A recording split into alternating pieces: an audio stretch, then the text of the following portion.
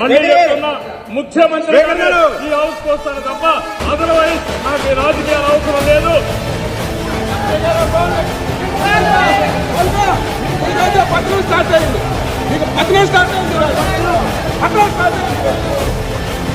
ఇప్పుడేం చేస్తాడు మీ hero? Will he give up? గాయపడిన సింహం నుంచి వచ్చే శ్వాస కచ్చన కన్నా భయంకరంగా ఉంటుంది. నారా చంద్రబాబు నాయుడు అనే నేను శాసనసభ సభ్యునిగా ఎన్నిక అయినందున శాసనం ద్వారా నిర్మితమైన భారత రాజ్యాంగం పట్ల నిజమైన విశ్వాసం, విధేయత చూపుతానని, భారతదేశ సార్వభౌమాధికారాన్ని, సమగ్రతను కాపాడుతానని, నేను స్వీకరించబోయే కర్తవ్యాన్ని శ్రద్ధాశక్తులతో నిర్వహిస్తానని దైవ సాక్షిగా ప్రమాణం చేస్తున్నాను.